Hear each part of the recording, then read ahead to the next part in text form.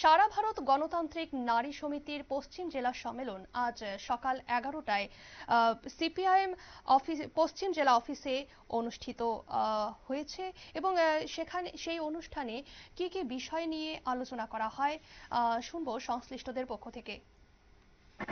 সচেতন করার একটা সুযোগ আমাদের সামনে এসেছে।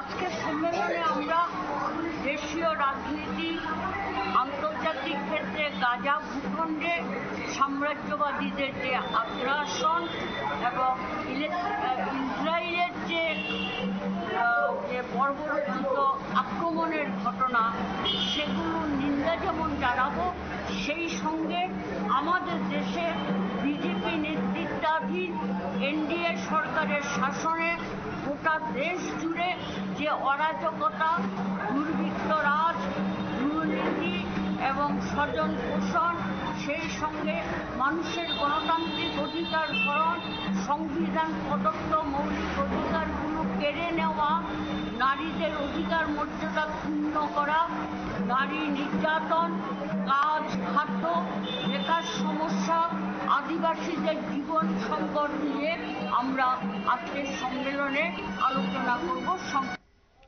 আপনারা শুনলেন সংশ্লিষ্টের পক্ষ থেকে বক্তব্য। এই সম্মেলনে নারীর অধিকার, ক্ষমতায়ন এবং বিভিন্ন সামাজিক ইস্যু নিয়ে আলোচনা করা হয়। নিয়ে নিচ্ছে ছোট্ট একটি বিজ্ঞাপন বিরতি, সঙ্গে থাকুন।